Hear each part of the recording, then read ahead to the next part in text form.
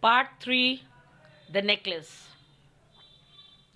She saw at first some bracelets, then a collar of pearls, then a Venetian cross of gold and jewels of admirable workmanship.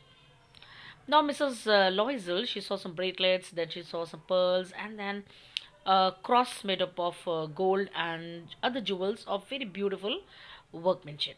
She tried the jewels before the glass, and she hesitated, but could neither decide to take them nor leave them. Then she asked, "Have you nothing more?"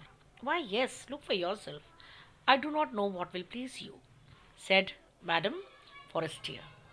Suddenly she discovered in a black satin box a superb necklace of diamonds. Her hands trembled as she took it out. Her hand shivered. She thought it very, very beautiful and precious. Precious.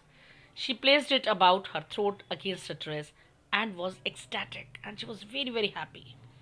Then she asked in a hesitating tone, voice full of anxiety, full of worry, "Could you lend me this one? Only this." "Why, yes, suddenly."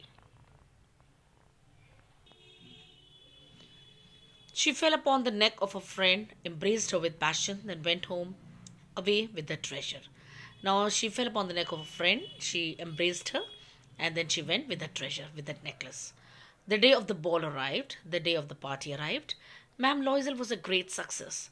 She was the prettiest of all, very elegant, very gracious, smiling and full of joy. She was very attractive, very, very graceful, and smiling and full of happiness. All the men noticed her, asked her name, and wanted to be presented. So everybody, all the men, they were attracted to her. They always sorted her. They asked her name and wanted to be presented in front of her. And she danced with enthusiasm, with great excitement, intoxicated with pleasure. She was very, very happy. She was captivated with pleasure, happiness, thinking of nothing but all this admiration. She forgot everything, only this praise, this victory so complete and and sweet to her heart. She wanted this victory, this noticing. The people noticed her, how people wanted to be near her. She went home towards 4 o'clock in the morning. Her husband had been half asleep in one of the little salons since midnight with three other gentlemen whose wives were enjoying themselves very much. So at 4 o'clock she went home, and her husband was sleeping in one of the room near the ballroom. Salons means they are also well fitted rooms, and there are other three gentlemen who are also there. He threw around her shoulders the modest wraps they had carried, whose poverty clashed with the elegance of the ball costume. And they brought a wrap. A wrap means a stole type of a thing to be dressed when going out, and it was it was just it clashed. It was opposite to the elegance of the ball costume, that grandeur of the ball का जो costume जो पहनी थी उसका बिल्कुल opposite था वो. She wished to hurry away in order not to be noticed by the other women who were wrapping themselves in rich furs. And she hurried out so that other women may not see her, that how she is wearing that ordinary wrap. Loisel detained her, stopped her. "Wait," said he, "I'm going to call a cab, call a taxi." But she would not listen and descended the steps rapidly. But she did not listen, and she came down the steps very, very fast. When they were in the street, they found no carriage, and they began to seek for one, hailing the coachman whom they saw at a distance. And when they came in the street, they found no carriage over there, and they began to search for one. Hailing the coachman, they wanted to welcome the coachman. They walked along toward the river, hopeless and shivering. And they walked along the river, very, very hopeless, not because they did not find any carriage, and they were shivering because of the cold. Finally, they found one of those old carriages that one sees in Paris after nightfall. And finally, they found one old carriage, and which is found after the nightfall. It took them as far as their door, and they went verily up to their apartment. And then they went verily. Verily means very tired up to their apartment. It was all over for her. And that fun, that excitement, that happiness, everything was now over. And on his part, he remembered that he would have to be at the office by 10 o'clock. And as far as Mr. Loisel was concerned, he was just remembering that how at 10 o'clock he has to go to his office. She removed the wraps from her shoulders before the glass for a final view of herself in her glory. Suddenly she uttered a cry. Her necklace was not around her neck, and when she wanted to have a final look in of herself in her glory, in her beauty, she saw that there was no necklace. Now, Loisel, already half undressed, asked, "What is the matter?" She turned towards him excitedly. I have. I no longer have Ma'am Forrester's necklace." He arose in dismay, and he was dismayed. He was puzzled. "What? How is it? It is not possible."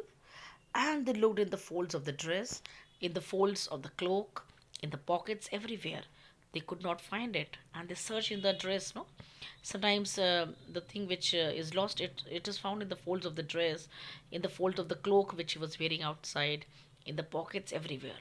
He asked, "You are sure you still had it when we left the minister's house?" And then he asked his wife that if whether she was sure. "Yes, I felt it as we came out. But if you had lost it in the street, we should have heard it fall. It must be in the cab."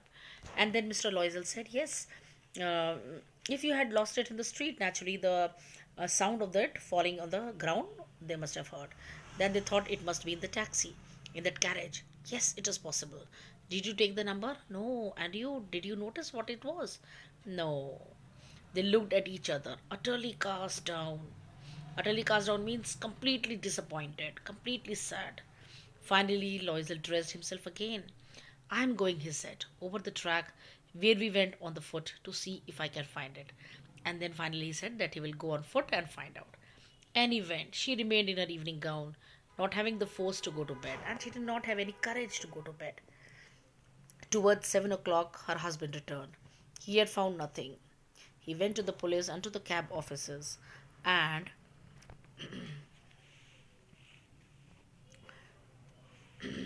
put an advertisement in the papers offering a reward, and finally they put an advertisement in the offices.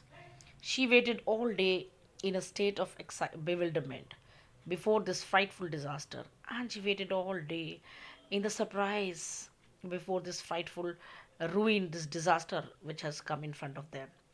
Loisel returned in the evening, his face pale. He had discovered nothing.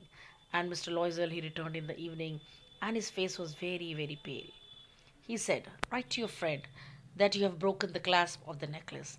And finally, he told his wife that she should write to his friend that the clasp has been broken, some link had been broken, and that you will have it repaired.